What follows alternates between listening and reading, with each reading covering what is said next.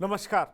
बिहार की बात में आपका स्वागत है। मैं हूं पंकज कुमार। इस खास पेशकश में हम चर्चा करने जा रहे हैं कि दरअसल आरजेडी के अंदर बिकरिंग कम क्यों नहीं हो रहा है। बिकरिंग से मेरा अभिप्राय यह है कि जिस तरीके से लगातार शिवानंद तिवारी तेजस्वी यादव को घेर रहे हैं, उसका मतलब क्या निकाला जाए। क्या ये निकाला जाए कि सारे गलतियों की वजह तेजस्वी यादव है? क्या यह निकाला जाए कि तेजस्वी यादव और उनकी कोर कमेटी ही हार की वजह है? या ये निकाला जाए कि ये तमाम वृद्ध नेता, सीनियर नेता जो हाशिए पर हैं, उनकी बात तेजस्वी यादव और उनकी कोर कमेटी नहीं मानती है, इसलिए जब पार्टी की करारी हार हुई है तो शिवानंद तिवारी लगातार आक्रमण कर रहे हैं। लेकिन हम आपको बताना चाहेंगे, मामला सिर्फ इतना तक ही नहीं है। दरअसल शिवानंद तिवारी के बारे में कहा जाता है कि उनके पुत्र को टिकट मिला, वो हार गए। शिवानंद तिवारी इकलौते ऐसे नेता हैं जो आरजेडी के किसी ग्रुप में नहीं है, लेकिन जब कभी भी वो किसी दल में होते हैं, एक उचित समय पर अपने ही पार्टी के नेता पर आक्रमण करने लगते हैं। दरअसल आरजेडी के भीतर तो इस बात की भी चर्चा हो रही है कि शिवानंद तिवारी अपने पुत्र को जेडीयू में स्थापित करना चाह रहे हैं। पर सच क्या है? आरजेडी के भीतर होने क्या जा रहा है? समीक्षा बैठक से क्या कुछ बाहर निकल करके आया है? तेजस्वी यादव जब लौटेंगे, यकीन मानिए मैं आपको बता सकता हूं, बड़ा परिवर्तन करने जा रहे हैं। कहा यह जा रहा है कि गाज प्रदेश अध्यक्ष पर भी गिरेगा। जी हां, प्रदेश अध्यक्ष मतलब मंगनी लाल मंडल। मंगनी लाल मंडल पर कोई भीतरघात का आरोप नहीं है, लेकिन उनके नेतृत्व को लेकर के सवाल है। और जो मेरे सूत्र बता रहे हैं, मंगनी लाल मंडल की भी विदाई तय है। मेरे सूत्र बता रहे हैं कि शिवानंद तिवारी की भी विदाई तय है। मेरे सूत्र बता रहे हैं कि उदय नारायण चौधरी भी हाशिए पर जाएंगे, साइड धकेले जाएंगे। कहानी अंदर की बहुत कुछ है जो हम आपको बता सकते हैं कि किस तरीके से आरजेडी में खेमेबाजी है और अब वो खेमा कैसे अलग अलग तरीके से पार्टी के भीतर की बात को बाहर ला रहा है। दरअसल तेजस्वी को निशाने पर लेने की एक साजिश है, पर यह तेजस्वी को निशाने पर लेने की साजिश नहीं है। आप कह सकते हैं कि तेजस्वी के इर्द गिर्द कोर कमेटी में जो लोग हैं उन पर निशाना साधने का एक प्रयास है। पर आरजेडी के भीतर इन नेताओं की दाल गल सकेगी क्या? क्या होने जा रहा है आरजेडी के भीतर? कौन कौन और लोग हटेंगे? दरअसल आरजेडी में खेमा कौन सा है और हार की असली वजह क्या है? समीक्षा बैठक में और क्या क्या बात हुई? इन तमाम बातों के बारे में हम आपको बताने जा रहे हैं। लेकिन आइए पहले आपको सुनाते हैं कि तमाम पार्टी के नेता क्या कुछ कह रहे हैं, उसके बाद हम असली वजह बताएंगे कि आरजेडी में क्या कुछ चल रहा है, कौन कौन लोग हटाए जाएंगे, तेजस्वी यादव के दिमाग में क्या है, कितने गुटों में आरजेडी बटी हुई है। हर बात की चर्चा आपके साथ करेंगे। अरे जब उसका नेता ही फरार है तो उसके पार्टी के ट्वीट पर क्या बोलना? जिसके राष्ट्रीय अध्यक्ष अपना मकान बनवाने में मशगूल हैं, लालू जी, अब बेटा तेजस्वी यादव नेता है, फरार हो गया। मीडिया स्रोत के अनुसार रमीज के साथ घूम रहे हैं, हिस्ट्री सीटर के साथ। रमीज के साथ तमीज सीखिएगा, यही आपकी पार्टी का ट्वीट आएगा। जनता के जनादेश का अपमान का ट्वीट आएगा। तेजस्वी यादव जी आज आरजेडी में कार्रवाई की बात कर रहे हैं, लेकिन सबसे बड़ा सवाल यह है कि कार्रवाई करेंगे किसके खिलाफ? आरजेडी में तो आधी पार्टी उन्हें ही मैदान छोड़ बोल रही है, क्योंकि बिहार की जनता को धोखा देकर दिल्ली भागने की परंपरा शुरू इन्हीं लोगों ने की है। सच्चाई यह है कि आरजेडी के भीतर जो भी नेता बोल रहे हैं उनकी मंशा साफ है, तेजस्वी यादव की नाकाम नेतृत्व शैली को उजागर करना। पार्टी टूट रही है, संगठन बिखर रहा है और गठबंधन से लेकर कार्यकर्ताओं तक हर कोई नाराज है। तेजस्वी जी पहले अपनी पार्टी को संभाल लें। तेजस्वी यादव जी खुद तो जिम्मेदारी ले नहीं रहे हैं और दूसरे पे कार्रवाई की बात करते हैं। जो खुद ही गैर जिम्मेदार हो वो दूसरे पे क्या कार्रवाई करेंगे? अब बताइए, इनके पार्टी से जब इनके खिलाफ आवाज उठना शुरू हो गया है तो अब ये डर दिखाना शुरू कर दिए हैं कि कार्रवाई करेंगे।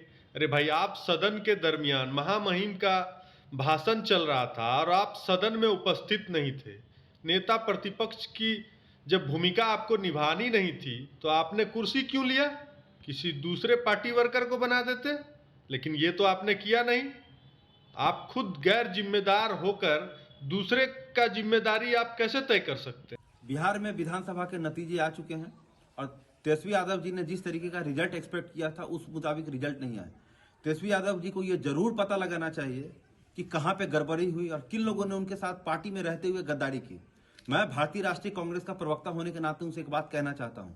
मेरे पार्टी के बहुत सारे कैंडिडेट्स ने कहा है कि जहां जहां भी कांग्रेस से कैंडिडेट चुनाव लड़े हैं, अधिकतर जगह पे आरजेडी के कार्यकर्ताओं ने और जिलाध्यक्षों ने सपोर्ट नहीं किया है।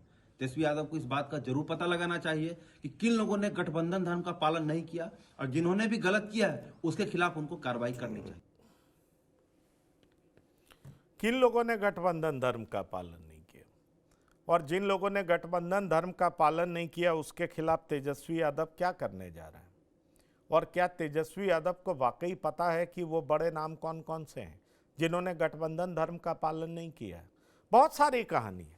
मैं आपको ये बता सकता हूं कि एमएलसी विधान परिषद के लॉबी में अजय सिंह लखीसराय से एमएलसी हैं और विधान परिषद की लॉबी में वो सिद्दीकी साहब से पूछते हैं, सिद्दीकी साहब ये बताइए, गौरा बड़ाम में अफजल अली और जमुई में शमशाद को टिकट तो आप ही ने दिया था ना, फिर इस तरह की बात आप क्यों करते हैं? दरअसल जमुई में सबसे ज़्यादा संख्या राजपूतों की है तो आपने मुसलमान उम्मीदवार क्यों चुना?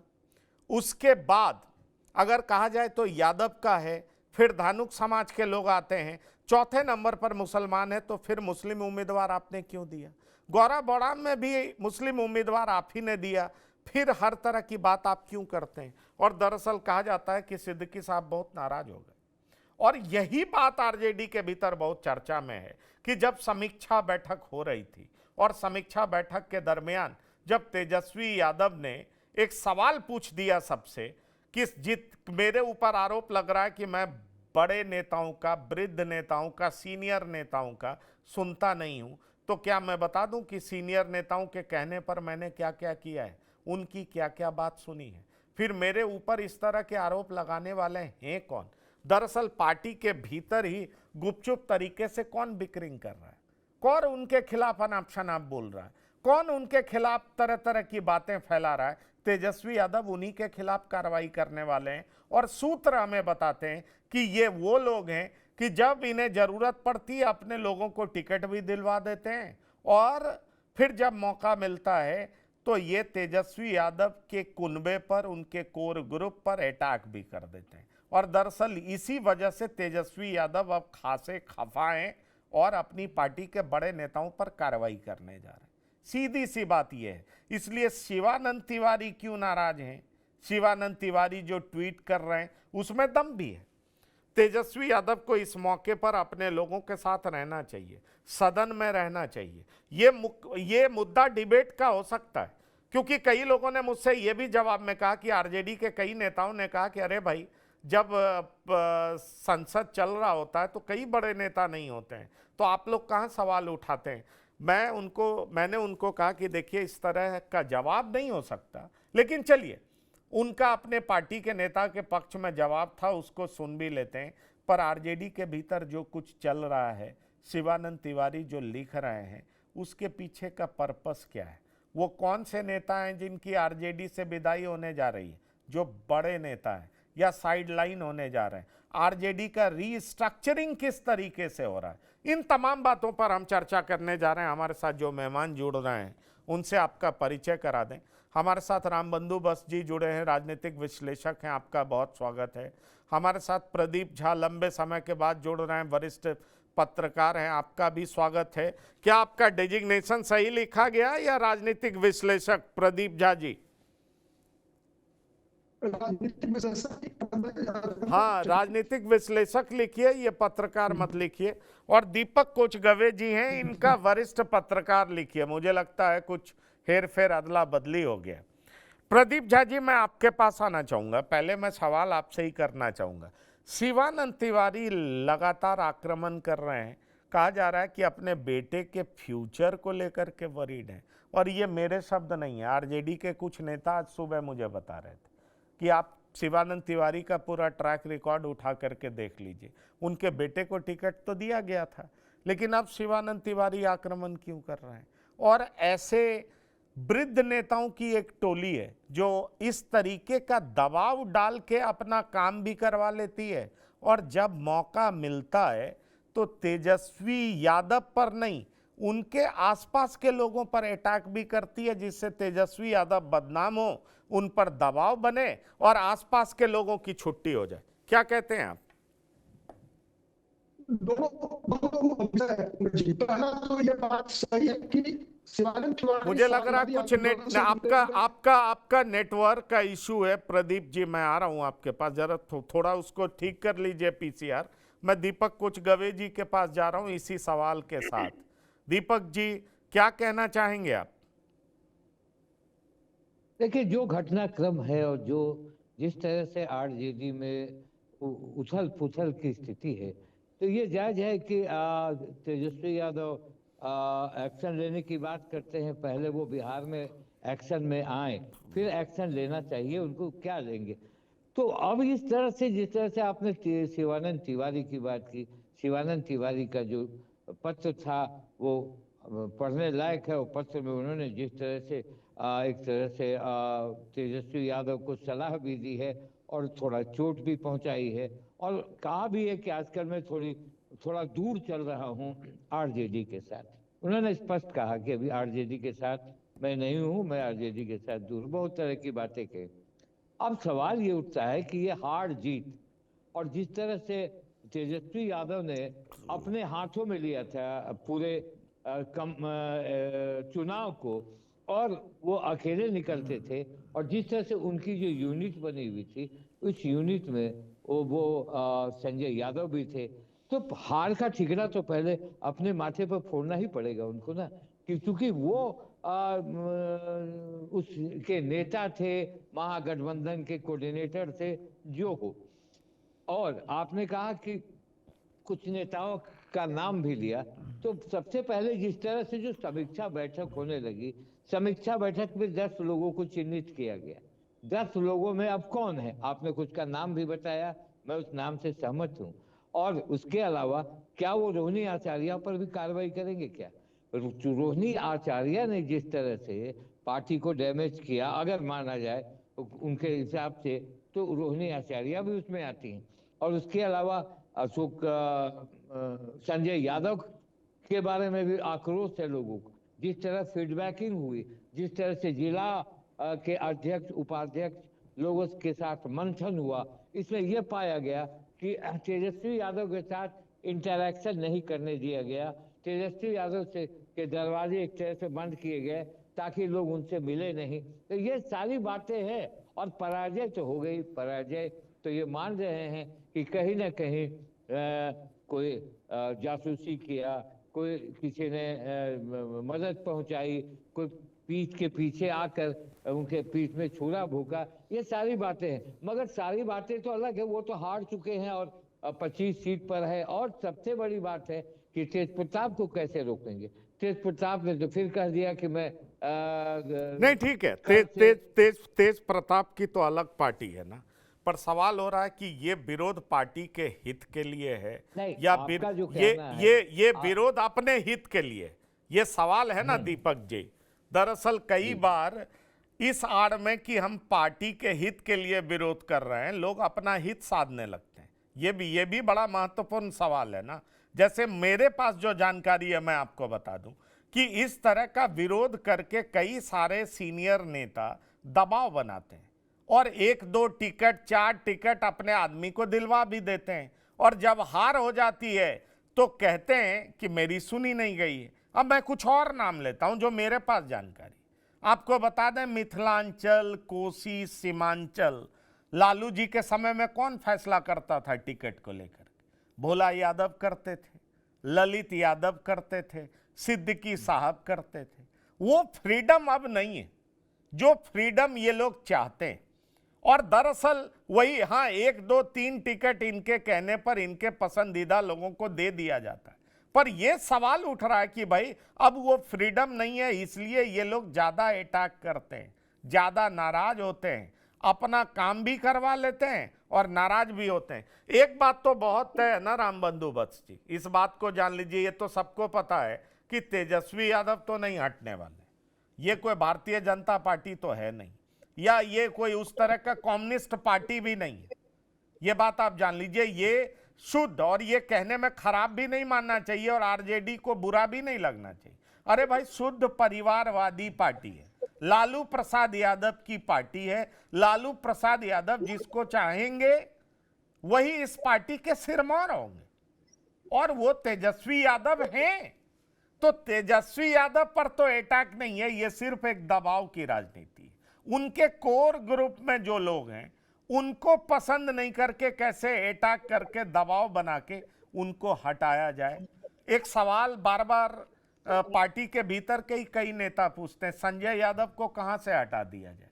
संजय यादव कौन से पद पे हैं? संगठन के कौन से पद पे हैं? ये बात बार बार उठती है, क्योंकि मैंने ये पूछा कि संजय यादव को लेकर के क्या था, तो लोगों ने कहा संजय यादव को कहां से हटा दिया जाए, किस पद से हटा दिया जाए। मैं आ रहा हूं, डॉक्टर संजय भी आ गए। डॉक्टर संजय, आपका बहुत स्वागत है। तो मैं यही सवाल कर रहा हूं कि बात तो चल रही है और मेरे पास 3 नाम पता है कि भाई प्रदेश अध्यक्ष हटेंगे, उदय नारायण चौधरी साइड लाइन होंगे, यहां तक शिवानंद तिवारी की विदाई तय है। शिवानंद तिवारी के बारे में तो ये भी कहा जा रहा है कि वो अपने बेटे को जेडीयू में स्थापित कर रहे हैं। ये मेरे पास कोई औपचारिक सच मुझे नहीं पता है, शिवानंद जी ने मुझे ऐसा नहीं कहा है, लेकिन आरजेडी के भीतर इसकी चर्चा है।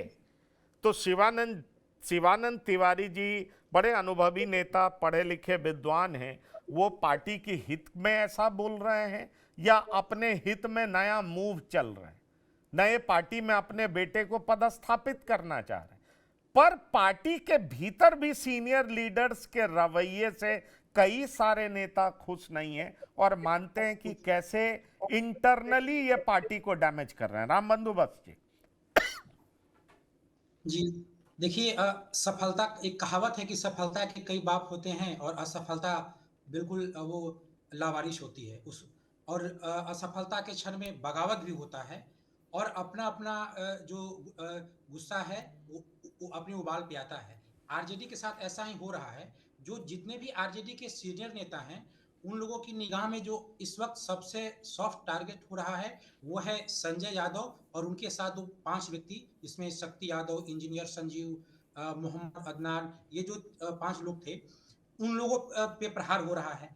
और ये जो 6 व्यक्तियों का जो ग्रुप है, संजय यादव और 5 और अन्य व्यक्ति का जो 6 व्यक्तियों का ग्रुप है, ये माना जाता है कि ये नए लोग हैं जो तेजस्वी के नई टीम है। तो तेजस्वी के नए टीम पे सॉफ्ट टारगेट है। हार का हर कारण इन्हीं के सिर पे पूरा जा रहा है। लेकिन एक बात तो सच है कि संजय यादव को चुनाव के पूर्व से लेकर चुनाव के बाद तक उनकी जिस तरीके से घेराबंदी हो रही थी तेजस्वी यादव के परिवार के अंदर भी और पार्टी के अंदर भी, तो उसमें टिकट बंटवारों में संतुलन बनाने के लिए तेजस्वी यादव ने कई सीनियर नेताओं की बात मानी और कई सीनियर नेता 2, 3, 4 तक की संख्या में टिकट अपने लोगों का दिलवाने में सफल हो गए। लेकिन कहीं भी बहुत ही गहराई से संतुलन नहीं बन पाया। संजय यादव का जो सर्वे था, वो सर्वे कितना ईमानदार या कितना सही जमीन पे आधारित था, ये भी एक देखने वाली बात है। और जो सीनियर नेता हैं वो भी मनमाने तरीके से बिना कोई जमीनी आधार के सिर्फ अपने लोग 2, 3, 4 की संख्या में टिकट ले लें, इसके लिए प्रयास करते रहे। और एक तरीके से परिवार में भी कलह चल रहा था। इस तीनों के बीच में संतुलन बनाने का एक प्रयास जो तेजस्वी यादव के द्वारा किया गया था, इसका भी एक बड़ा प्रभाव पड़ा है कि टिकट वास्तव में उन लोगों को बड़े पैमाने पे उन लोगों को दिया गया है जो जीतने के लायक नहीं थे। जितनी बड़ी सफलता एनडीए को मिली है तो उसमें ठीक है, एनडीए के पक्ष में उनका कई कार्य और कई तर्क हैं, लेकिन इसमें सबसे अधिक कारण जो है वो हार है आरजेडी का। और आरजेडी के टिकट बंटवारों में अब 2020 की तुलना में आप देख लेंगे तो उतनी गंभीरता से टिकट का बंटवारा नहीं हुआ था। इसमें संगठन पे, पार्टी के संगठन पे, टिकट के बंटवारों पे के जो विविध पहलू होते हैं जिस पे उनको सोचना चाहिए था, उतना समय न देकर के तेजस्वी यादव अपने परिवार और पार्टी के बीच, सीनियर नेताओं के बीच जो संतुलन बनाने का जो प्रयास किए, जो जितना समय इस पे खर्च किए, मुझे लगता है कि इसी का खामियाजा है। और अभी पार्टी में अगर तेजस्वी यादव विदेश से लौटेंगे, जब वो लौटेंगे तो पार्टी के अंदर बदलाव होगा। तो वो बदलाव ये तो आप बिल्कुल सही करें कि तेजस्वी यादव तो प्रमुख रहेंगे ही, उनका दबदबा रहेगा ही। उनको चुनौती उनकी बहन के द्वारा या परिवार के अन्य सदस्य के द्वारा मिलने वाला नहीं है। लेकिन ये जो बदलाव होगा, वो बदलाव जैसे आज शिवानंद तिवारी कह रहे हैं या मंगल मंडल प्रदेश अध्यक्ष हैं, उनके नेतृत्व में एक समीक्षा बैठक भी हुई थी। पार्टी के कई पदाधिकारी जिसमें कई प्रकोष्ठ के लोग थे, कई जिला अध्यक्ष थे, इन लोगों ने अपना-अपना रिपोर्ट भी दिया है, अपना-अपना एक मंशा भी बताया कि किसने किस तरीके से गद्दारी की है। लेकिन वो जो पार्टी की ओर से जिस तरीके का इंफॉर्मेशन दिया गया है, ये कहीं न कहीं जाके अटक जाता है संजय यादव और उनकी टीम के ऊपर। जैसे कि उसमें एक शक्ति यादव जी नहीं, का भी नाम आ वो रहा है ठीक है, मीडिया वो में। ठीक है, उनके टीम के ऊपर फिर बात वही हो रही है ना कि उनकी टीम का तो कुछ बिगड़ना नहीं है। तेजस्वी यादव ने तो इसका करारा जवाब समीक्षा बैठक में ही दे दिया था। मैं आ रहा हूं प्रदीप झा जी आपके पास, डॉक्टर संजय हमारे साथ है। वो तो कह दिया था कि आपको लगता है हमसे बेहतर नेता कोई पार्टी चला सकता है तो आप उनको नेतृत्व दे दीजिए, मुझे कोई दिक्कत नहीं है। जैसे ही संजय यादव का नाम आया और इसी बात के बीच में लालू प्रसाद बोल गए कि भाई प्रतिपक्ष के नेता तेजस्वी यादव होंगे, और ये तब हो रहा था जब रोहिणी आचार्य नाराज थी, उसके अगले दिन ही हो रहा था। मतलब माता पिता के दिमाग में बहुत क्लैरिटी है कि पार्टी की विरासत के असली हकदार तेजस्वी यादव ही हैं, वही संभालेंगे, इसमें किसी का हक और अधिकार नहीं है। तेजस्वी चाहेंगे तो लेके चलेंगे, भाई हो बहन हो, नहीं चाहेंगे तो नहीं लेकर के चलेंगे। पर एक सवाल ये उठ रहा है डॉक्टर संजय कि ठीक है उनके कोर कमेटी के लोगों पर कुछ नहीं होना है, और उनके कोर कमेटी में मेरी जानकारी में शक्ति यादव नहीं आते, मैं आपको बता सकता हूं। उनके कोर कमेटी में जो लोग आते हैं, रमीज आते हैं, संजय यादव आते हैं, शारिक आते हैं, नीरज आते हैं, इंजीनियर सुनील सिंह यादव आते हैं, ये सारे लोग उनके कोर कमेटी में आते हैं। शक्ति यादव को लेकर के जो इनसाइडर्स कहते हैं, वही मैं कह रहा हूं कि वो कोर कमेटी जो उनका 4-5 लोगों का है उसमें नहीं है। हाँ ठीक है, उसके बाद शक्ति यादव आते हैं, वो सही बात है। पर बड़ा सवाल डॉक्टर संजय ये हो रहा है कि ना तो तेजस्वी यादव पर, ना उनके कोर कमेटी के लोगों पे तो कुछ नहीं होना है, पर जो पार्टी के भीतर बहुत कुछ बोल रहे हैं, गॉसिप कर रहे हैं, बिकरिंग कर रहे हैं, जो अपना इंटरेस्ट भी साध लेते हैं, ऐसा तेजस्वी यादव के समर्थक कहते हैं, और अभी वो बुराई भी कर रहे हैं, पार्टी के विरोध में काम भी करते रहे। अब बड़ा फेरबदल होगा, तेजस्वी यादव जब लौटेंगे तो उनको छोड़ेंगे नहीं। आप क्या कहते हैं? देखिए, तेजस्वी यादव उनको छोड़ें, उनको बर्खास्त करें, अभी तो 5 साल इनके लिए दूर की कौड़ी है बिहार का की सत्ता। इसलिए तेजस्वी यादव अगर कोई एक्शन भी लेते हैं तो ठीक है, उनको 5 साल के लिए, 6 साल के लिए बर्खास्त कर देंगे। बर्खास्त कर देंगे तो इससे क्या हो जाएगा? मुझे तो नहीं लगता। एक मैसेज देंगे कि भाई देखिए, आप पार्टी पर अटैक कर रहे थे, आपको लगा कि हम पार्टी विरोधी काम कर रहे हैं, मैंने आपको पार्टी से किनारे कर दिया। वैसे लोगों की संख्या कितनी है? 5, 7, 8, 10। लेकिन जो पार्टी ये उम्मीद कर रही थी कि हम सत्ता में आएंगे, जो पार्टी को फीडबैक दिया जा रहा था कि 150 सीट आ रहा है इंडिया गठबंधन, ओवर कॉन्फिडेंट थे, जो लोग 4-4 महीना से टहल रहे थे टिकट के समय में, तेजस्वी जी ने न मुलाकात की न बात की। प्रेस के लोग जब चाहते थे कि तेजस्वी जी का इंटरव्यू हो तो एकमात्र थे संजय यादव जिनसे संपर्क साधा जाता था, और वही टाइमिंग फिक्स करते थे कि हाँ, वो तेजस्वी आपसे बात करेंगे कि नहीं करेंगे। तो फिर बाकी पर आप नाराज हो जाइए, ठीकरा फोड़ दीजिए, किनारे कर दीजिए, ठीक है। पार्टी पर तो आपका पूरा वर्चस्व है। लालू प्रसाद जी ने ट्रांसफर ही कर दिया है कि जिस तरह के भी निर्णय होंगे वो सारे निर्णय जो हैं वो तेजस्वी लेंगे। तो तेजस्वी जी यूरोप से लौटे, अभी तो चल रहा था न सदन, विपक्ष के नेता के तौर पर इनकी उपस्थिति नहीं होनी चाहिए थी, राज्यपाल के अभिभाषण से भी ये गायब रहे। अब अगर इस पर कोई पार्टी के नेता कोई सवाल उठा देते हैं कि नहीं इनको रहना चाहिए, तो नाराज हो जाएंगे, ये माना जाएगा कि ये पार्टी विरोधी काम है। अगर तेजस्वी यादव बिहार में होते चुनाव हारने के बाद और अपने लोगों का मनोबल ऊंचा करते कि नहीं ठीक है, चुनाव में तो हार जीत लगी रहती है, लेकिन हम अपनी जमीन को और उर्वर करेंगे और समीक्षा बैठक जिला वाइज करेंगे कि अगर हमारे चुनाव में जो भी उम्मीदवार थे वो चुनाव हारे तो उसके कारण में क्या थे, कार्रवाई करते रहिए, कार्रवाई करने से कौन किसी को रोक सकता है। लेकिन मुझे नहीं लगता है कि इस कार्रवाई से तेजस्वी यादव को कुछ मिलने जा रहा है। हाँ, एक सिंबॉलिक मैसेज वो जरूर देंगे। और दूसरी बात, जो मुखर आवाज जो आरजेडी में है, और वो मुखर तौर पर तो एक ही नाम अभी तक दिखता है जिसमें शिवानंद तिवारी हैं, जो मुखर होकर के कुछ लिख रहे हैं, कुछ बोल रहे हैं, और उनको पता है कि उम्र के इस पड़ाव पर हमारे हिस्से में अब कुछ आना नहीं है। जो हमें मिलना था वो मिल गया, अब हमें कुछ मिलना नहीं। पर इंटरेस्टिंग बात यह है, अगर मैं शिवानंद तिवारी, उन्होंने जो लिखा है, शिवानंद तिवारी बहुत विद्वान आदमी है, लिखते भी बढ़िया है। उन्होंने एक जगह पर लिखा है कि भाई मंगनी लाल मंडल जो हैं वो इज्जत पाते हैं पार्टी में क्योंकि वो कार्यकर्ताओं की सुनते हैं। जहाँ तक जगता भाई का सवाल है तो उनसे कार्यकर्ता डरते थे, वे नेता नहीं साहब थे। जैसे साहब लोग मंत्री को वही सुनाते हैं जो उनको अच्छा लगता है। संजय और जगता भाई दोनों ने तुम्हारी आंखों पर पट्टी बांध दी थी, खूब हरियाली दिखाई, एवज में दोनों ने भरपूर हासिल भी कर लिया। देख लीजिए, ये जगतानंद सिंह को भी नहीं छोड़ रहे हैं। और जब सब कुछ लूट जाने के बाद जब सत्य सामने आया तो तुम सामना नहीं कर पाए। मैं तो सलाह दूंगा कि तत्काल वापस लौटो, बिहार में घूमो, नेता की तरह नहीं बल्कि कार्यकर्ता की तरह, उनसे बराबरी से मिलो, साहब की तरह नहीं, तभी भविष्य बचेगा। याद रखना, समय किसी का इंतजार नहीं करता। और ये हैं कौन? तो शिवानंद तिवारी, तुम्हारा शिव चिंतक। तो एक तरह से साफ साफ कह रहे हैं कि भाई मंगनी लाल मंडल की भूमिका है, वो कार्यकर्ताओं के बीच पॉपुलर हैं। प्रदीप झा, जगतानंद सिंह और संजय यादव ने तुम्हारे आंखों में पट्टी बांध दी थी, तुमको भी वही अच्छा लगता था, दोनों ने भरपूर पा भी लिया। मतलब जगतानंद सिंह अपने बेटे को एमपी बना लिए, दूसरे बेटे के लिए 2 बार विधानसभा का टिकट ले लिए, खुद प्रदेश अध्यक्ष भी बने। और जहां तक संजय यादव का सवाल है तो संजय यादव राज्यसभा चले गए।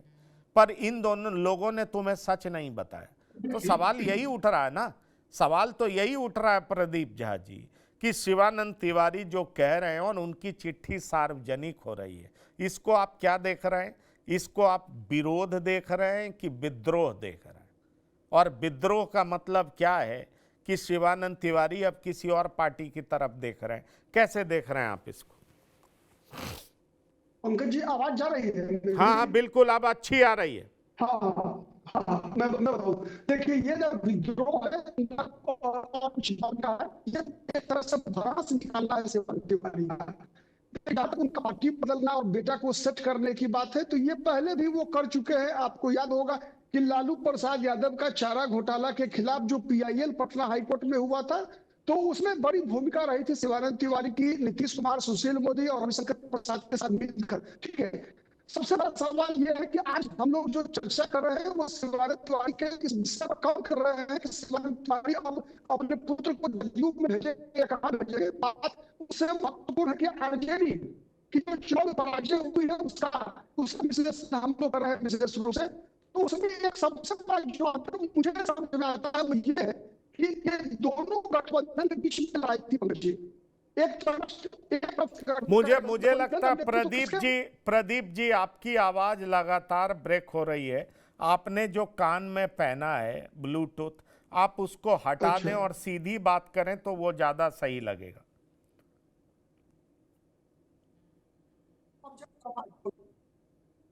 हाँ, बोलिए।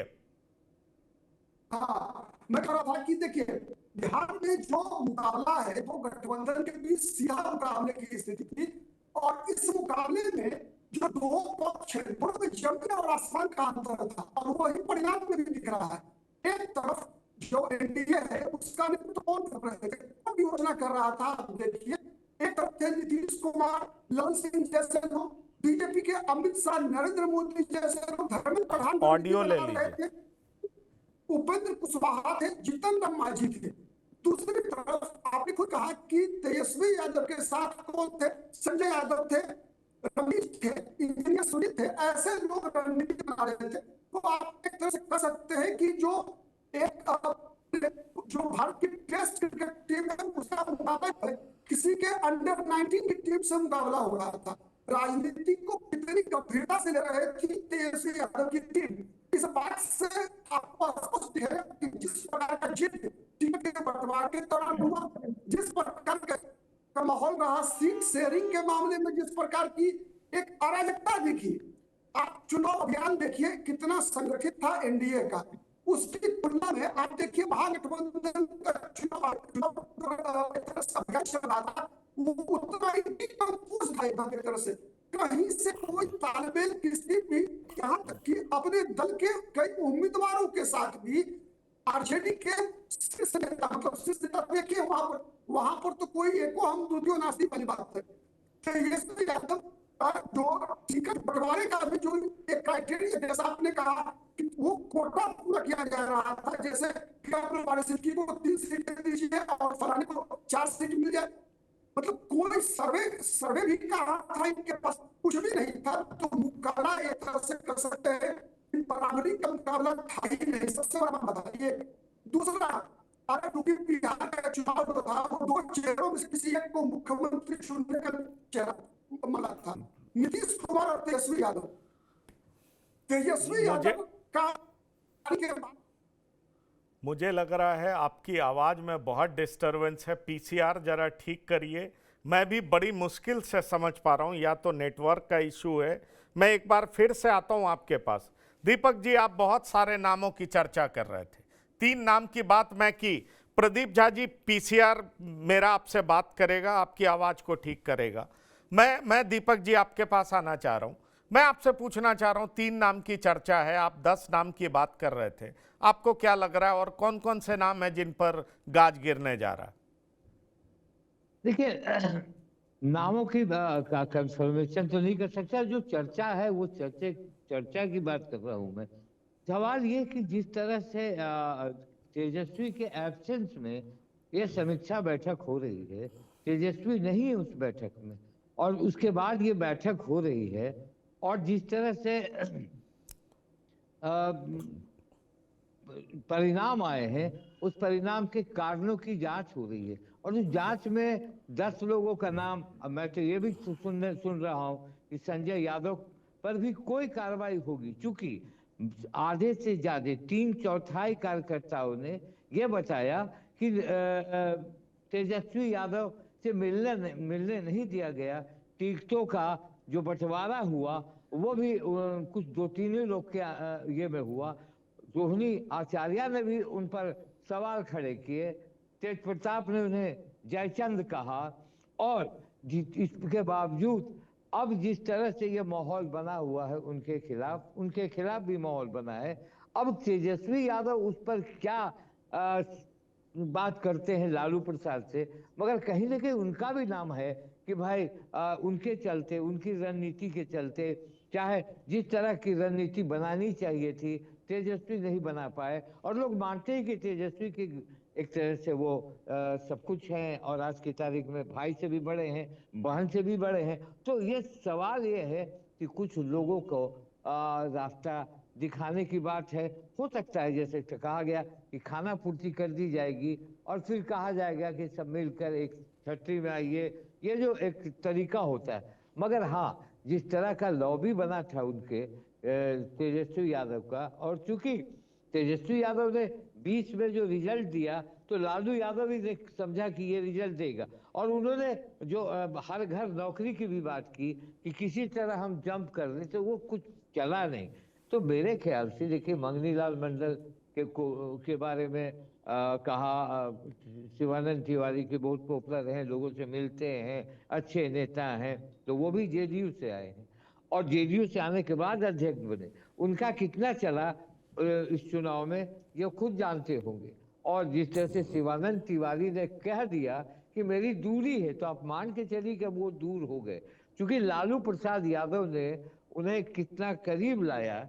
जब चारा घोटाला वाला मसला भी बताया गया कि उनका भी वन ऑफ द रिकमेंडर वो भी थे, उसके बावजूद नीतीश कुमार लालू प्रसाद यादव ने उनको अपने साथ रखा और एकदम करीब रखा। दोनों में काफ़ी जान पहचान रही, और एक बेटे की राजनीति शुरू हुई उनकी। वो हार गए, आपने सही कहा, वो हार गए, टिकट उन्हें मिला, दूसरी ओर जगदानंद से किस बात का चिड़, जगदानंद के बेटे एमपी हो गए और एक बेटे को टिकट मिल गया।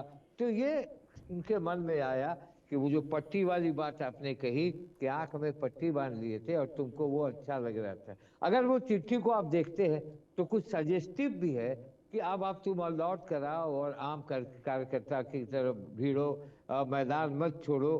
तो अब वो शिवानंद तिवारी एक ऐसे उम्र पर वो भी आ गए हैं जबकि वो अब वो राजनीति करने की स्थिति में नहीं है, बाल बच्चे उनके राजनीति करेंगे। तो 10 लोगों का नाम देखिए इन दिनों। संजय यादव भी चुप है, उनका कोई बयान नहीं आ रहा है, ना वो कुछ बोल रहे हैं। तेजस्वी यादव यूरोप में है, उसके अलावा शक्ति यादव शांत हैं, उसके अलावा मनोज झा पार्लियामेंट में जो बोल रहे। तो ये जो चौकड़ी थी, इसी चौकड़ी की चर्चा होती थी कि भाई ये चौकड़ी में घिरे हुए हैं तेजस्वी, और उनके घर में भी इस बात की चर्चा होती थी, नाराजगी होती थी। लालू प्रसाद चुप है, लालू प्रसाद कुछ नहीं बोल रहे हैं। लालू प्रसाद यादव ने जो डिसीजन लिए हैं कहीं ना कहीं संजय यादव, तेजस्वी यादव, मनोज झा, शक्ति यादव के साथ लिए गए निर्णय हैं। इसमें सबसे बड़ा निर्णय था, ठीक है, तेज प्रताप को घर से निकालना, पार्टी से निकालना, डिसोन करना, ये बड़ा निर्णय था, जिस निर्णय को लेने के लिए शायद लालू प्रसाद और राबड़ी देवी वो दीपक जी वो सारी बातें ठीक है, मैं इस सारी बात से सहमत भी हूँ। पर सवाल यही उठ रहा है ना कि अपने नेता को अगर कोई रणछोड़ कह दे और ये कह दे कि तुम्हारे आंख में पट्टी बंधी थी, एक तो नेता को रणछोड़ कहना, दूसरी बात नेता के इर्द गिर्द 2 लोगों को, एक तो पिता के बेहद खास हैं, उनका नाम जगदानंद सिंह है, और दूसरे नेता संजय यादव में वो तेजस्वी यादव के खास हैं। इन दोनों ने तेजस्वी की आंख में पट्टी बांध दी थी।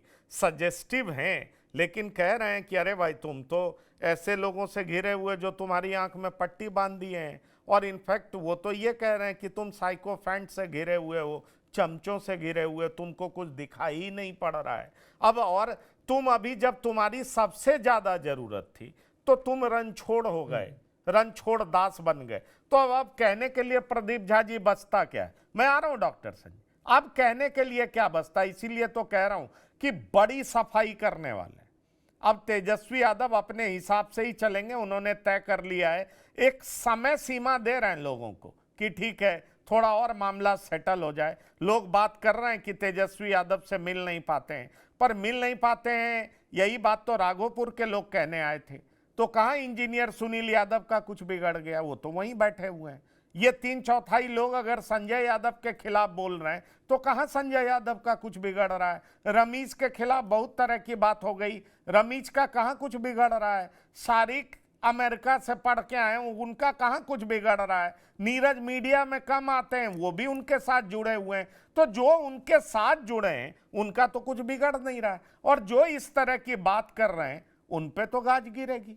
और दूसरी बड़ी बात कि तेजस्वी यादव के करीबी कहते हैं कि ये तमाम सीनियर नेता अपना काम भी ले लेते हैं, ऐसा इसलिए करते हैं ताकि दबाव बना सकें, अपनी जगह बना सकें। ये तेजस्वी के इर्द गिर्द के लोग हैं, उन पर अपनी खींच उतार सकें, समय समय पर अपना काम बना लेते हैं, और फिर बाद में जब मौका मिलता है तो तेजस्वी यादव को ही घसीट देते हैं। प्रदीप झा, जो आरोप है उसका पंकज जी सबसे बड़ा मकसद क्या है? वे देखिए, एक तरह से फ्रस्ट्रेशन दिखा रहे हैं अपना शिवानंद तिवारी, क्योंकि उनको लग रहा था पहले आप ठीक चुनाव से पहले का, अगर ठीक चुनाव से पहले का उनका अगर आप पोस्ट देखेंगे, जिस पोस्ट के आधार पर अभी हम लोग चर्चा कर रहे हैं, जो चुनाव परिणाम आने के बाद लिखी गई है, तो उससे पहले तो वो कल एकदम दावा कर रहे थे शिवानंद तिवारी की आरजेडी सत्ता में वापस आ रही है। तेजस्वी यादव के समक्ष जो है नीतीश कुमार कहीं टिक नहीं पा रहे हैं, इस प्रकार का पोस्ट आ रहा था। लेकिन आज जब वो निराश है शिवानंद तिवारी, तो आज एक सबसे बड़ा सवाल निकल कर आ रहा है कि क्या बिहार में जो चुनाव का जिस प्रकार से हुआ है, लड़ी गई है चुनाव, तो क्या ये चुनाव जो लड़ा गया है वो बराबरी का चुनाव था? तो अगर हम देखते हैं तो ये चुनाव ही बराबरी का नहीं था। एक तरफ नीतीश कुमार थे, दूसरी तरफ तेजस्वी यादव थे।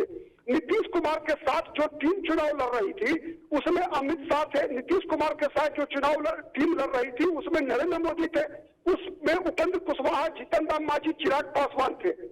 तेजस्वी यादव के साथ कौन लोग थे? तेजस्वी यादव के साथ चुनाव लड़ने वाले लोग थे केवल पॉलिटिकल मैनेजर थे, पॉलिटिशियंस नहीं थे। तो एक सबसे बड़ा मामला निकल कर आ रहा है कि ये जितने भी तेजस्वी यादव की जो रणनीति बनी चुनाव के दौरान, जिस प्रकार से मुख्यमंत्री पद के उम्मीदवारी के मुद्दे पर, उप मुख्यमंत्री पद की उम्मीदवारी के मुद्दे पर जिस प्रकार की जिद दिखाई गई और जिससे जो माहौल तैयार हुआ, देखिए समन्वय का कितना अभाव था। आप देखिए महागठबंधन के अंदर कि मुकेश सहनी के लिए आरजेडी में क्या एक भी सीट छोड़ी थी क्या? मुकेश सहनी केवल शरीर के साथ महागठबंधन में थे। मुकेश सहनी के जाति के लोग क्या महागठबंधन के साथ वोट डाल रहे थे? ये सबसे बड़ा सवाल था। मैसेज क्या जा रहा था? जब मुकेश सहनी को इन लोगों ने डिप्टी सीएम का उम्मीदवार घोषित किया, वहीं पर जाकर पंकज जी ओवैसी को ये कहने का मौका मिला ना कि 3% आबादी वाले को डिप्टी सीएम बना रहे हैं, दलित तो डिप्टी सीएम का उम्मीदवार नहीं है। मामला केवल मुख्यमंत्री पर आके नहीं टिका, मामला चला गया उप मुख्यमंत्री पर भी। ठीक है, तो चाहे वो माने दलों के माने आंतरिक समन्वय जो था गठबंधन के अंदर का कहीं से भी कुछ भी नहीं दिख रहा था। ठीक है प्रदीप जी, राहुल गांधी से मिलने के लिए तो राहुल गांधी ने मिलने से इनकार कर दिया, और पटना जब तेजस्वी यादव लौट कर आए तो एक तरफा जो है सिंबल बांटना शुरू कर दिया। नहीं ठीक है प्रदीप जी, पर एक सवाल बार बार उठ करके आ रहा है ना शिवानंद तिवारी के बयान से कि शिवानंद तिवारी नए और पुराने में सामंजस्य बिठा नहीं पा रहे हैं, और यही बात समीक्षा बैठक में तेजस्वी यादव ने कह दिया था ना कि नए लोगों के लिए मैं क्या क्या किया हूँ बता दूं, उनके कहने पर मैं क्या क्या किया हूँ। तो बात तो यही हो रहा है कि भाई पहले पुराने लोग जम करके उनका चलता था, अब नहीं चल पा रहा है, अब नए लोगों का चलता है। उन पुराने लोगों के कहने पर भी 1-2 टिकट दिए जा रहे हैं, लेकिन उनको खुली छूट नहीं है। पुराने लोगों में नाम आ रहा है ललित यादव का, जयप्रकाश यादव का, भोला यादव का, सिद्दीकी साहब का, ये सब पुराने लोग हैं। लेकिन तेजस्वी यादव अपने कोर कमेटी में नए लोगों को लेकर के चल रहे हैं, और नए लोगों में कोर कमेटी में कुछ और लोग हैं और उससे बाहर भी कुछ और लोग हैं। कोर कमेटी में जो लोग हैं मैं बता चुका हूं, उससे बाहर शक्ति यादव भी हैं, मनोज झा भी हैं, ऐसे कई लोग हैं। तो सवाल डॉक्टर संजय यही उठ रहा है ना कि अब तेजस्वी यादव को भी लग गया कि बहुत संतुलन बिठा लिया, परिणाम जब 25 ही आना है और पार्टी के विरोध में ही जब ये लोग कार्रवाई करते हैं, काम करते हैं, तो क्यों नहीं इनसे दूरी बनाया जाए। पर ऐसा आपको लग रहा है कि ये तेजस्वी यादव कर पाएंगे? नहीं, निश्चित रूप से कर पाएंगे, क्योंकि तेजस्वी यादव को एक तरह से लालू प्रसाद जी ने अधिकृत कर दिया है कि आप निर्णय लेने के लिए स्वतंत्र हैं। तो तेजस्वी यादव जो समीक्षा करेंगे और समीक्षा के बाद अगर उनको लगेगा कि हम दोनों को कोऑर्डिनेट नहीं कर पाएंगे, कि अब पुराने लोग अपने तरीके से, भाई उन्होंने तो कहा ही था ना कि भोला यादव के कहने पर मैंने किसको टिकट दिया, ललित यादव के कहने पर किसको टिकट दिया, सिद्दीकी साहब की राय हमने कैसे मानी, जयप्रकाश यादव के कहने पर किसको टिकट दिया। आज ये लोग दूसरे तरीके से बात करते हैं। तो तेजस्वी यादव निर्णय लेंगे, और लालू प्रसाद अब इस स्थिति में नहीं है कि वो पुराने लोगों को लेकर के चलेंगे। देखिए, बदलती हुई परिस्थितियों में कभी कभी रणनीति भी बदलनी पड़ती है, और तेजस्वी यादव जिस तरह से, वही तो उन्होंने समीक्षा बैठक में कह ही दिया था कि जिसको जिम्मेवारी देनी है दे दीजिए, हम नहीं चलाएंगे, पार्टी को नहीं संभालेंगे। तो लालू प्रसाद जी ने कहा कि नहीं, आप ही अधिकृत हैं, और बजाते उस समीक्षा बैठक में उन्होंने कहा। तो तेजस्वी यादव पुराने लोगों को तो साथ लेके अब चलने नहीं जा रहे। अब उनके साथ जो नई टीम होगी, वो नई टीम उनको बहुत आगे बढ़ा दे या आगे बढ़ाने में कहीं ना कहीं से बाधक बन जाए, वो अलग पार्ट है। लेकिन पुराने लोग जो हैं, जो अपने तरीके से पार्टी को चलाना चाहते हैं, और उसमें भी उनके अपने हित भी छिपे हुए होते हैं कि कैसे हमारा भला होते रहे। क्या तेजस्वी यादव जब इतने दिनों से राजनीति को नजदीक से देख रहे हैं, अपनी पार्टी को देख रहे हैं, लालू प्रसाद जी से उनको समय समय पर गाइडलाइन मिल रहा है कि कौन किनकी किस समय क्या भूमिका रही और कैसे कब कौन लोग किनारे हुए, तो हम समझते हैं कि पुराने लोगों को बहुत भाव तेजस्वी यादव नहीं देने जा रहे हैं। अब नई टीम में संजय यादव को लेकर के नाराजगी है, जो पार्टी के अंदर ही, कि भाई बिहार की अगर उनको समझ नहीं है तो आखिर संजय यादव को इतनी तरजीह क्यों दी जा रही है। अब तेजस्वी जी बेहतर बताएंगे, जब उनकी बहन भी निकल रही थी तो संजय यादव और अमित का नाम लेते हुए निकली थी रोहिणी आचार्य, कि तेजस्वी अब उन्हीं की सुनते हैं। तो जब तेजस्वी जी अधिकृत हो गए और घर परिवार में भी उनके खिलाफ जब आवाज उठी संजय यादव और अमित के खिलाफ, तब भी तेजस्वी यादव ने कोई ऐसी बात आकर के नहीं की कि लगा कि नहीं वो थोड़ी दूरी बना लेंगे। वो उन्होंने उस पर कोई प्रतिक्रिया नहीं व्यक्त की।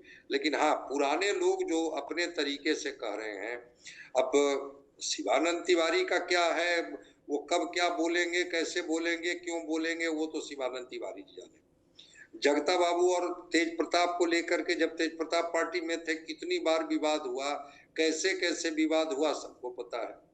सिद्दीकी साहब और ललित यादव दरभंगा की सीट कैसे चाहते थे कि उसका बंटवारा हो, तेजस्वी जी ने उनकी बात रखी और कहा भी कि मैं नहीं बताना चाहता हूं कि मैंने किनकी राय सुनी, किनकी बात मानी, और आज वही लोग कह रहे हैं कि नहीं पार्टी में तो चीजें हमारी सुनी नहीं गई। तो पुराने लोगों के साथ दूरी तो तेजस्वी जी बनाएंगे, एक्शन क्या लेंगे, डिसिप्लिनरी एक्शन क्या होगा, ये तो अब आने दीजिए, यूरोप से तो पता चलेगा। नई टीम और नए लोगों के साथ तेजस्वी आगे बढ़ेंगे, ऐसा मुझे लग रहा है। जो उनके लोगों से मेरी बात होती है कि लालू प्रसाद और तेजस्वी जी दोनों में जो बेसिक अंतर है, लालू प्रसाद अपने अंदाज में पार्टी को लेकर के चलते थे, जिसमें पुराने लोगों को साथ तो रखते थे, करते थे अपने मन से। तेजस्वी यादव पुराने लोगों की सुनते तो हैं, करते अपने मन से हैं। तो अब देखते हैं कि तेजस्वी यादव सुनने के लिए भी उनका तैयार हैं या उनको किनारे करेंगे कि नहीं, आप तो आप पार्टी के विरोध में खड़े हैं, पार्टी के विरोध में बोलते हैं, चलिए अब पार्टी को नई ऊर्जा नई टीम के साथ ले चलेंगे। ऐसा मुझे लगता है तेजस्वी यादव पुराने लोगों को तो अब साथ लेकर के नहीं चलने जा रहे हैं।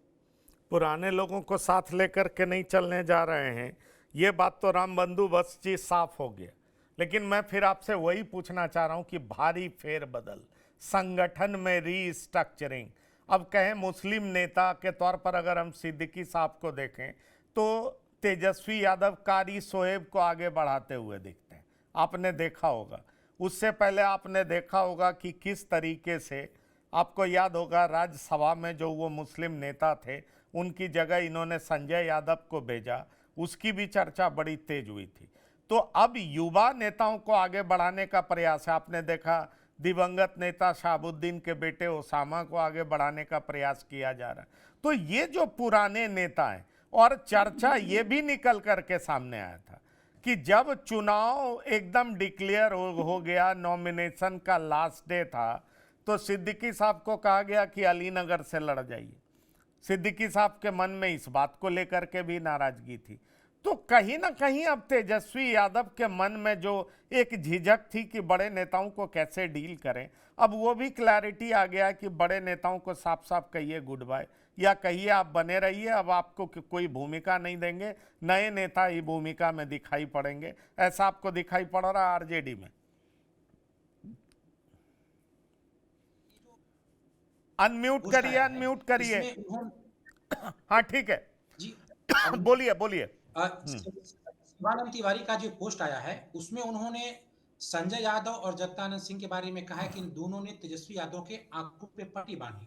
तो इतना तो तय है कि जो आमतौर पे धारणा बन गई थी, खासकर रोहिणी आचार्य के आरोप के बाद, कि तेजस्वी यादव क्या करते हैं केवल संजय यादव तय करते हैं, ऐसा तो नहीं है। जगदानंद सिंह, अगर शिवानंद तिवारी की बात माने तो जगदानंद सिंह भी हैं संजय यादव के साथ साथ, जो इनके आंखों में पट्टी बांधने वाले हैं। तो सब कुछ संजय यादव तय नहीं करते थे। और जगदानंद सिंह जाहिर है वो नए नहीं है, युवा नहीं है, या वो टीम तेजस्वी नहीं है, वो लालू यादव के ही चहेते रहे हैं।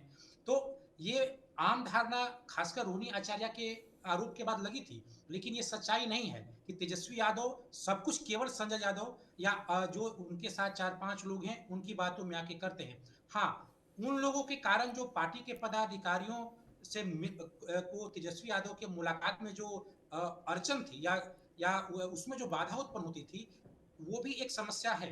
क्योंकि वो पार्टी अभी जो मंगनी लाल मंडल के नेतृत्व में जो समीक्षा बैठक नहीं हुई, वो उसमें ज्यादातर लोग राम बंधु जी जो खबर आ रही है मंगनी लाल मंडल हटाए जाएंगे, मंगनी लाल मंडल हटाए जाएंगे तो कुशवाहा समाज में क्या मैसेज जाएगा, उनकी जगह पर नया कौन नेता नजर आता है? क्योंकि लोकसभा चुनाव में तो ये माइक बनाने के पक्ष में थे, तो नया नेता आप कौन देखते हैं? प्रदेश अध्यक्ष कौन होगा? क्या यादव समाज का होगा, कुशवाहा समाज का होगा, या उनका भरोसेमंद कोई मुसलमान समाज से होगा? किससे होगा? जी देखिए, इस बार जो प्रदेश अध्यक्ष अगर मंगनी लाल मंडल हटाए जाएंगे तो मुझे लगता है कि मुस्लिम समाज से प्रदेश अध्यक्ष हो सकता है, क्योंकि इस बार एक चुनौती उनके एमवाई समीकरण को भी मिली है। एमवाई का जो एम है उसमें भी बिखराव हुआ है और वो अप्रत्याशित बिखराव था। तो अगर वो किसी मुस्लिम को प्रदेश अध्यक्ष बनाते हैं तो इसका दूरगामी प्रभाव होगा। लेकिन जो मूल सवाल ये है कि पुराने नेता बनाम तेजस्वी के जो नए लोग हैं, इन दोनों में क्या होगा? मुझे लगता है कि पुराने नेता हर चुनाव में अपना प्रदर्शन दिखला चुके हैं और इस बार अगर तेजस्वी यादव उनकी बात मानी है, उनके कहने पे टिकटॉक का बंटवारा हुआ है, तो फिर उनकी भी तो समीक्षा होनी चाहिए और तेजस्वी यादव उनकी समीक्षा बिल्कुल करेंगे और नए टीम नए कलेवर के साथ वो काम करेंगे, क्योंकि अंततः उनको लड़ना है एनडीए से ही और एनडीए सरकार नई नई चुनौती देती है। नई नई चुनौती का मतलब नए नए सामाजिक समीकरण। इस बार देखिए 2020 की तुलना में एक नई जाति का समीकरण बना। उपेंद्र कुशवाहा, चिराग पासवान, ये लोग एनडीए के साथ आ गए। एक अगर आप देखिएगा कि चलिए ठीक है, मैं क्विक आंसर वही पूछ रहा हूँ। नया प्रदेश अध्यक्ष प्रदीप झा जी कौन दिखाई पड़ रहा है? एक लाइन में बताइएगा। नया प्रदेश अध्यक्ष आता है तो कौन दिख रहा है? कोई चेहरा ऐसा दिख नहीं रहा, लेकिन पिछली बार अगर हम याद करें अगर तो पिछली बार आलोक मेहता का नाम चला था। आपको याद होगा कि दो नाम पर लगातार चर्चा चली थी कि या तो मंगनी लाल मंडल होंगे या फिर आलोक मेहता कुशवाहा समाज का कोई व्यक्ति होगा। लेकिन जिस प्रकार से एनडीए ने आगे किया सम्राट चौधरी को, तो उसके बाद एक बात इस बात से मैं सहमत हूँ बंधु जी के कि किसी मुसलमान चेहरे को आगे लाकर चलिए मुसलमानों में ठीक है दीपक जी, जैसे कारिशो है वो वगैरह जैसे अगर किसी मुसलमान को आगे बढ़ाते हैं तेजस्वी यादव, तो मुझे लगता है आरजेडी के हित में हो सकता है। दीपक जी, नया प्रदेश अध्यक्ष कौन हो सकता है? देखिए, जिस तरह से मंगनी लाल मंडल का उम्र भी है और जिस तरह से पराजय हुई है, तो जिम्मेवारी तो प्रदेश अध्यक्ष की होगी और उसको लेकर वो बहाना भी बनेगा। मेरी समझ से ये लगता है, देखिए अब जिस तरह से उनका माई समीकरण दरक गया, जिस तरह से सीमांचल में उनका एक ठोस वोट बैंक आधार था माई, हालांकि ए टू जेड की बात करते थे, मुझे लगता है कि प्रदेश अध्यक्ष अगर बनाना हो, अब बनाने की चर्चा हो, तो माई समीकरण को देखा जाएगा और माई समीकरण में जिस तरह से अब्दुल बारी सिद्दीकी प्रदेश राष्ट्रीय महासचिव हैं, मुझे लगता है कि कहीं ना कहीं इस चीज को लाने के लिए वो भी बनाए जा सकते हैं। मगर आलोक मेहता का नाम पिछले समय चला था। सहमत हैं डॉक्टर संजय? क्विक आंसर, सहमत हैं आप? किसी भी कीमत पर आरजेडी कुशवाहा समाज को अपने साथ जोड़ना चाहती है और ईडब्ल्यूएस से आते हैं, एक्सट्रीमली बैकवर्ड कास्ट से आते हैं मंगनी लाल मंडल, तो उनको रिप्लेस करके कुशवाहा नेता पर पार्टी दांव लगा सकती है और आलोक मेहता इनके भरोसेमंद हैं, तो आलोक मेहता की संभावना से इनकार नहीं किया जा सकता। चलिए ये बड़ी बात है, लेकिन एक बड़ी बात जो सब इस डिस्कशन के बाद भी सामने आई है और जो मेरी जानकारी में है, बड़े लेवल पर फेरबदल करेंगे तेजस्वी यादव, सांगठनिक स्तर पर भी फेरबदल करेंगे और राष्ट्रीय कार्यकारिणी में भी फेरबदल करेंगे। मेरी जानकारी के मुताबिक शिवानंद तिवारी भी पर भी गाज गिर सकता है और साथ ही साथ प्रदेश अध्यक्ष भी बदले जाएंगे, क्योंकि प्रदेश अध्यक्ष के नेतृत्व में जो चुनाव का परिणाम है वो संतोषप्रद नहीं है। और भी कई ऐसे सीनियर नेता हैं जिनको हाशिए पर धकेला जा सकता है। बिहार की बात में इतना ही। प्रदीप झा जी, रामबंधु वत्स जी, दीपक कुचगवे जी, डॉक्टर संजय कुमार, इस प्रोग्राम में शामिल होने के लिए बहुत बहुत धन्यवाद और शुक्रिया। तो बिहार की बात में इतना ही। ताज़ा तरीन खबरों के लिए आप लगातार देखते रहिए TV9। धन्यवाद, नमस्कार।